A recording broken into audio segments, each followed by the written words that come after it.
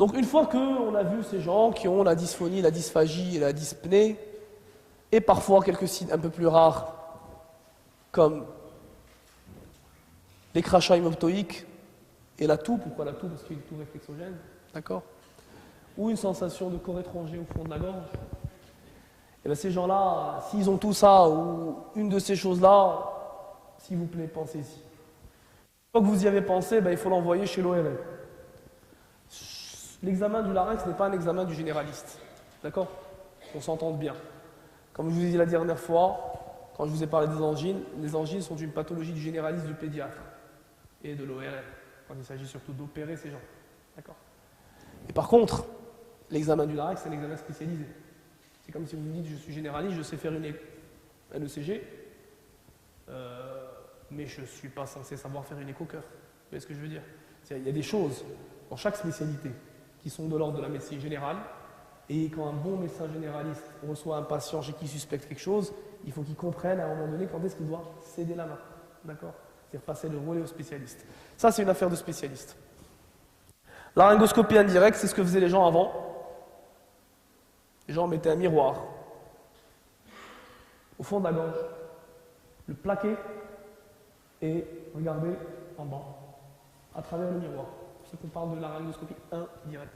Parce qu'on regarde le larynx dans le miroir et non pas l'organe directement. D'accord? Ça n'existe plus, sauf que dans quelques centres un peu en retard. Par exemple, à Rabat, ils ont encore ça dans le CHU de Rabat, mais c'est quelque chose qui ne se doit plus se faire.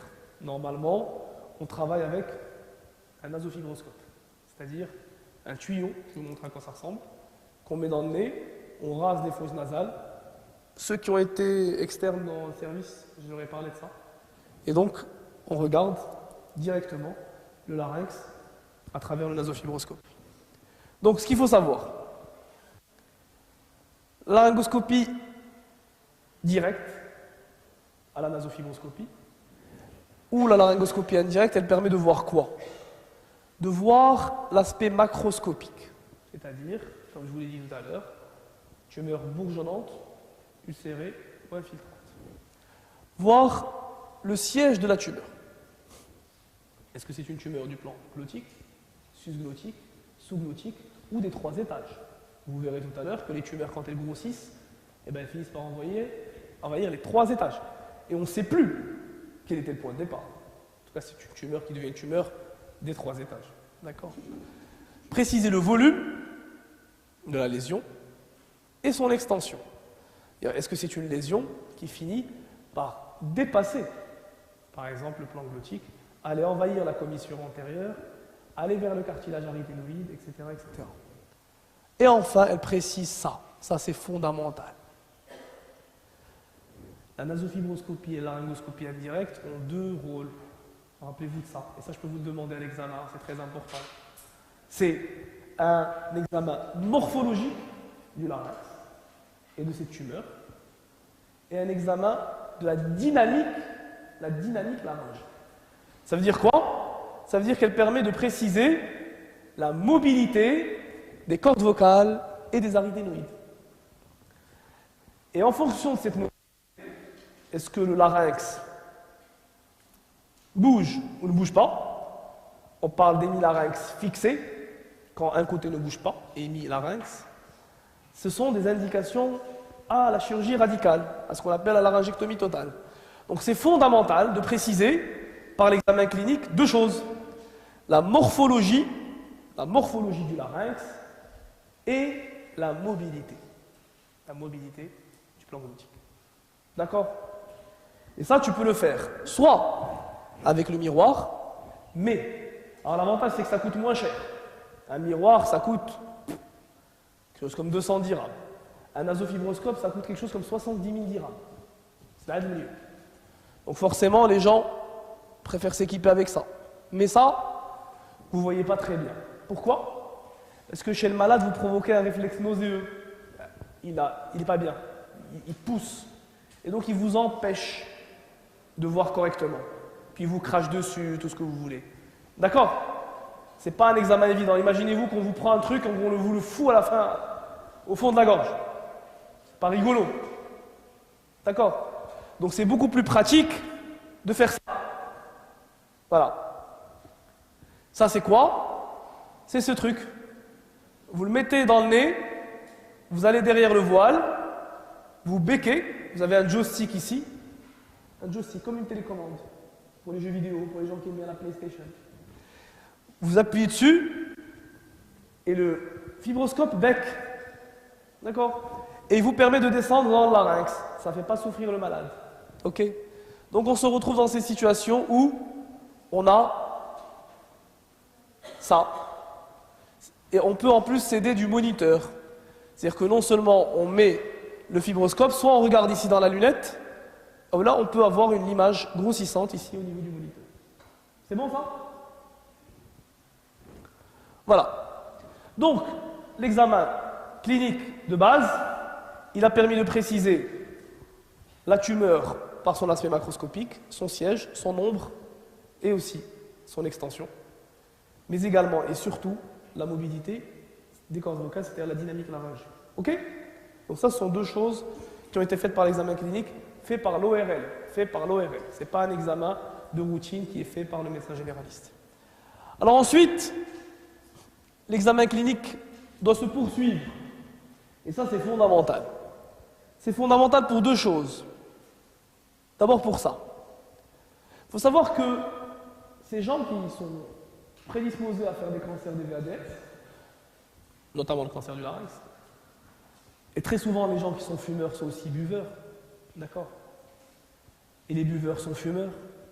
Donc en gros, ce sont des gens qui ont des facteurs de risque pour développer ce genre de pathologie. À cela s'ajoute l'HPV. L'HPV, c'est une MST, donc facteur de risque supplémentaire. D'accord. Donc avec toutes ces pratiques, il faut chercher cette deuxième localisation. C'est-à-dire que c'est des gens qui font des cancers multiples.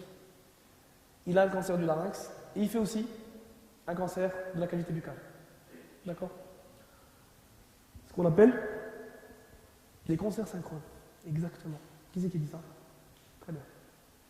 Donc retenez ça, c'est fondamental. Les gens qui font des cancers du larynx font aussi des cancers des autres organes des VADS, c'est-à-dire langue, plancher buccal, loge amygdalienne, etc., tout ce que vous voulez. C'est bon? C'est clair pour tout le monde? Est-ce que c'est clair? Très bien. Ensuite, une fois que vous avez fait cet examen de la cavité buccale d'oropharynx, c'est-à-dire que c'est un examen inspection, palpation, tout ce que vous voulez, et que vous n'avez rien trouvé, ou si vous avez trouvé quelque chose, il faut le noter, ben, il faut faire un examen cervical complet. À la recherche de quoi? De ganglions, d'adénopathie cervicale palpable. Donc il faut palper les différents territoires ganglionnaires, donc 2A, 2B, le 3, le 4, le 5, c'est le cervical postérieur, et ici, les territoires prélaryngés, prétrachéaux. D'accord? Autrefois, on parlait de chaîne spinale, jugulaire antérieure et cervicale transverse, ce qu'on appelle le triangle de Rouvière. Les gens qui m'ont enseigné l'anatomie, décrivez ça comme ça. Après, on est passé au groupe ganglionnaire 2A, 2B, 3, 4, 5, 6. C'est pas important pour vous, ça c'est les affaires de spécialistes. Ce que je veux que vous reteniez, c'est qu'il faut un examen ORL complet. Ça veut dire nasofibroscopie, cavité buccale, aire ganglionnaire cervicale, otoscopie et rhinoscopie. D'accord? À l'endoscope en général. Et ensuite, on complète, vu qu'il s'agit d'une pathologie générale, retenez que chaque cancer est une maladie générale, il faut faire l'examen des autres appareils. Donc, examen pleuropulmonaire, murmure vésiculaire bien perçu, hein, c'est ça? B1, B2, systole, diastole libre, tout ce que vous voulez. Vous palpez l'abdomen, vous faites l'hépatosplénomégalie, vous cherchez tout ça. Donc c'est un malade que vous devez examiner partout. Pourquoi? Parce que c'est des gens qui vont avoir un bilan d'extension après. Et c'est vrai que par l'examen clinique, vous ne trouverez pas grand-chose, très certainement. Et que ce n'est que par radio de poumon écocervical pour les plus pauvres, ou scan, total body scan, c'est-à-dire un scan cervico-thoraco-abdominopelvien, que vous détecterez si jamais il y a des méta hépatiques et pulmonaires essentiellement. D'accord? Donc c'est des gens qu'il faut absolument examiner sur le plan général. C'est-à-dire qu'on ne peut pas, devant tout cancer, et ça que je veux que vous reteniez ça, de manière fondamentale, le cancer n'est pas l'affaire d'un spécialiste. D'accord? Le cancer du larynx n'est pas l'affaire de l'ORL. Le cancer du larynx, c'est l'affaire d'un ensemble d'acteurs. Il y a l'ORL, il y a l'anapathe. L'anapathe, c'est lui qui vous dit c'est un cancer. Et c'est lui qui en prend la responsabilité. D'accord? Je vous dis ça parce qu'il y a déjà eu d'authentiques personnes qui étaient dysphoniques, chez qui on a fait une biopsie. Et la biopsie nous a répondu, enfin la NAPA nous a répondu au cours de la biopsie, carcinome épidermoïde. On a fait de laryngectomie partielle. Et c'est revenu inflammatoire. Vous voyez ce que je veux dire?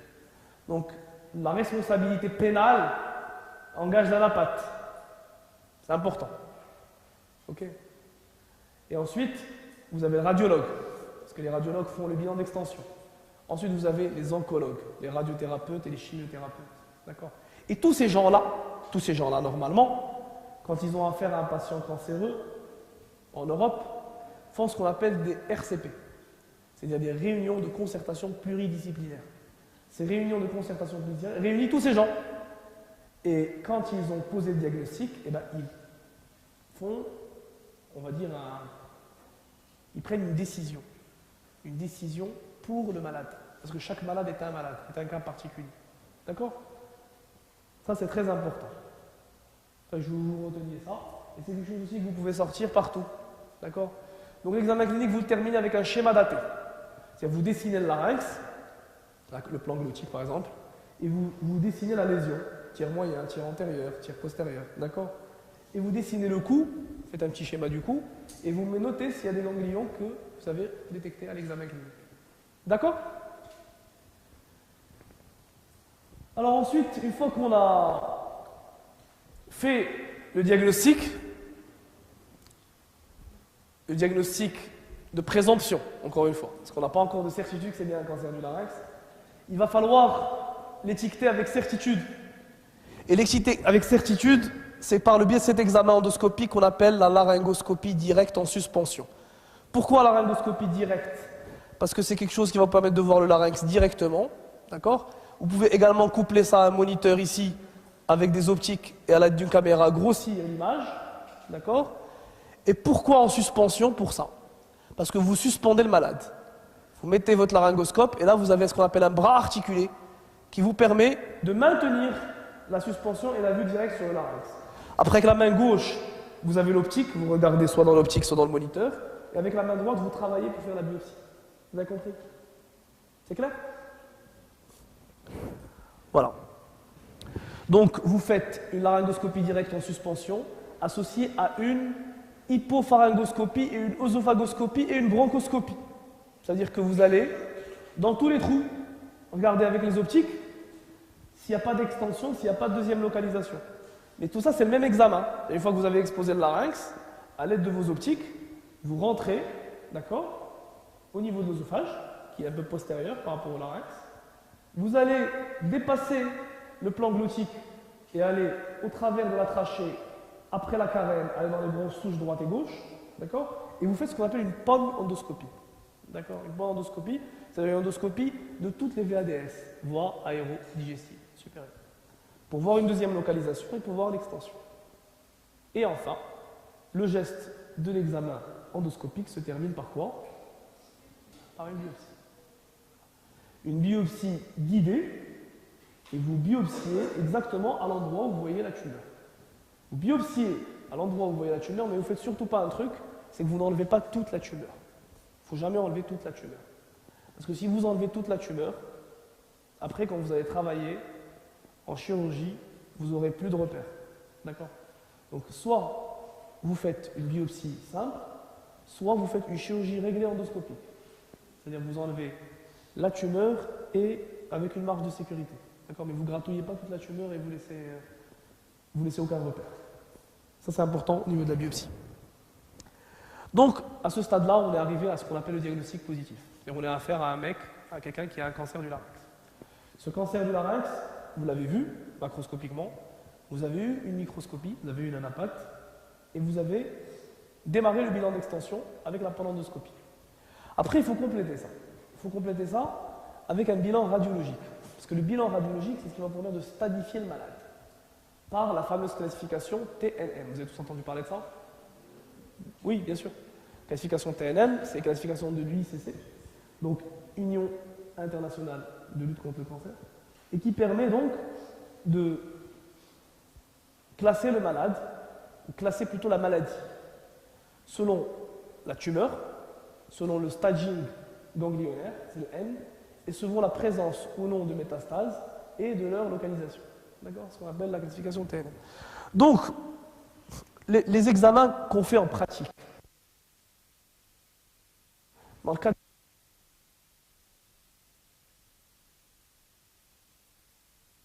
certains cas, quand on cherche une effraction minime du cartilage pour classer le malade T4, mais très souvent c'est le scanner. D'accord? Rappelez-vous, en ORL, en général on est plus scanner qu'IRM. Et le scanner, il permet de voir quoi? Ce que ne peut pas voir l'endoscopie. Pourquoi on fait le scanner? Parce que justement, il y a des choses, il y a des zones qu'on n'arrive pas à explorer en endoscopie. C'est ce qu'on appelle l'espace paraglottique, c'est cet espace-là. Cet espace-là. Ça. Ça, vous ne le voyez pas en endoscopie. En endoscopie, vous ne voyez que ça. Et cette partie-là, vous ne la voyez pas. C'est-à-dire entre le cartilage et les plans glottiques, latéralement. Ça, vous ne la voyez pas en endoscopie. Ça s'appelle l'espace paraglottique. Quand ça s'est envahi, c'est une indication de laryngectomie totale. D'accord? Vous cherchez aussi à voir la loge HTE. La loge HTE, c'est la loge hyothyroïdépégéotique. Ça, vous ne le voyez pas en endoscopie. Vous cherchez à bien voir ce qu'on appelle la commissure antérieure, qui des fois, chez des patients un peu obèses, vous n'arrivez pas à bien l'exposer, elle est là. Et surtout, ça permet de voir l'envahissement à la sous-glotte. Des fois, des grosses tumeurs obstructives du plan glottique vous empêchent, par votre fibre optique, de franchir la zone tumorale pour aller voir la sous-glotte. Donc ce qui vous le permet, c'est le scanner. D'accord? Ce qui permet de descendre avec des coupes étagées. Le scanner vous permet aussi de préciser l'envahissement ganglionnaire. Des fois, vous avez des petites adénopathies non palpables, infracentimétriques, et que vous verrez soit à l'échographie, soit au scanner. D'accord? Et donc ces petits ganglions, vous les verrez grâce à la radiologie.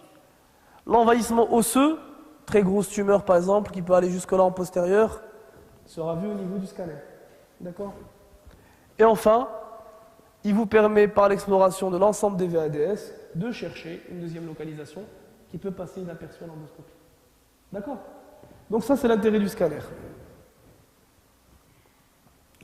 Le bilan à distance, comme je vous ai dit tout à l'heure, si vous n'avez pas d'argent, radio pulmonaire, écho-abdo, scintigraphie osseuse. Si vous avez de l'argent, tout ça, c'est un gros scanner. C'est-à-dire scanner, cervicaux, thoraco, abdominaux, pelviens. C'est bon? Le PET scan. Vous savez ce que c'est que le PET scan? C'est quoi le PET scan? Ouais. Exactement. Très très bien. C'est ça le PET scan. C'est quelque chose qui n'est pas très disponible, notamment au Maroc. Il y a peut-être 2 ou 3 PET scans dans tout le pays. D'accord? Donc, c'est quelque chose qui permet donc, par l'activité du métabolisme du glucose marqué, d'accord, radioactif, de fixer donc ce glucose qui est injecté au niveau des cellules tumorales, d'accord, qui vont le métaboliser d'une façon particulière. Et vous faites des photos, comme les radiographies, et ça marque, ça flash aux endroits qui sont métastatiques. C'est bon ça? Donc c'est un excellent moyen, quand vous avez les moyens, comme je vous ai expliqué quelque chose qui est rare. C'est bien beau dans les bouquins, mais ça coûte très cher. Donc quand on peut le faire, c'est mieux. Mais sachez que ce n'est pas quelque chose qui est de pratique courante. Ce qu'on fait en pratique courante, c'est pas l'endoscopie, PDM cervical, radio de poumon, écho-abdo. Parce que la plupart des gens n'ont pas beaucoup de moyens. D'accord? Si vous avez un peu plus de moyens, c'est TDM étagé. Et si jamais, vous avez vraiment les moyens, c'est PET scan. Pour le malade, évidemment. C'est bon? Alors, les formes cliniques. Formes cliniques, je n'ai pas envie de rentrer dans le détail. Je veux juste que vous reteniez les titres, c'est-à-dire quelles sont les formes cliniques qui existent. Et comme je vous les ai expliqués tout à l'heure, les signes cliniques majeurs. À votre stade, pour moi, ça me suffira. En gros, cancer de la margelle, c'est la dysphagie, cancer très lymphophile. Retenez ça. C'est-à-dire c'est un cancer, même s'il est réalisé, même si le traitement consiste en une chirurgie partielle, c'est-à-dire une chirurgie supraglottique, il y aura un curage associé. Ganglionnaire. D'accord? Contrairement au cancer du plan glottique. dont le signe majeur est la dysphonie et dont les métastases sont exceptionnelles. Donc, pour les cancers du plan glottique strict, on ne fait que des chirurgies du plan glottique. On ne fait pas de curage angulaire. D'accord? Donc retenez ça. Les cancers de l'étage susglottique, comme je vous ai dit, c'est essentiellement la dysphagie et l'odynophagie. Et il y a un cas particulier, c'est les cancers du ventricule. Je vous ai montré c'est quoi le ventricule tout à l'heure. Cancer du ventricule, c'est les cancers les plus dangereux. Parce que, pourquoi ils sont dangereux? C'est ça que je veux que vous reteniez ça en sortant aussi de cet amphi. C'est que tous les cancers qui ne parlent pas sont dangereux. Ça veut dire quoi? Le cancer du ventricule, vu le siège du ventricule de Morgani. Voilà le ventricule. Le ventricule, il est là. Il est là. Il est là. Il ne donne ni dysphonie, ni dysphagie, ni dyspnée, ni rien du tout. Donc il est pourri ce cancer. D'accord? Ce sont des tumeurs qui évoluent très lentement à bas bruit. Le cancer le plus pourri qui existe, c'est quoi? Le plus méchant. Dans tout le corps humain. Hein? Le quoi? Et il y a le mélanome, il y a le truc qui est encore plus pourri. Le cancer du pancréas est très méchant. Pourquoi? Parce qu'il ne parle pas. L'évolution est très rapide.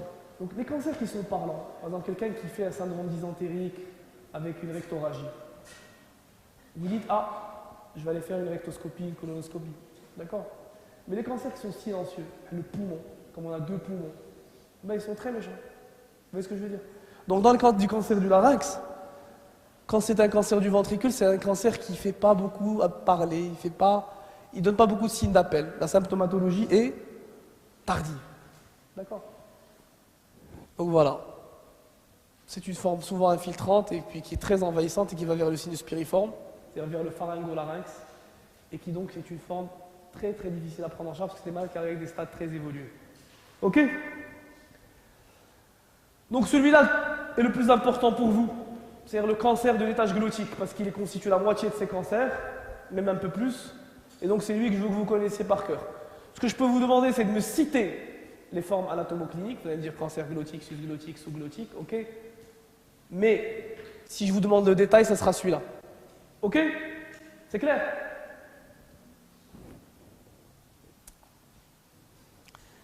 Et comme je vous ai dit, tout à l'heure je vous en ai parlé, le cancer sous-glottique, c'est un cancer qui va donner de la dyspnée et que lui aussi est très lymphophile. Retenez simplement que les cancers sus et sous-glottiques donnent des envahissements ganglionnaires importants.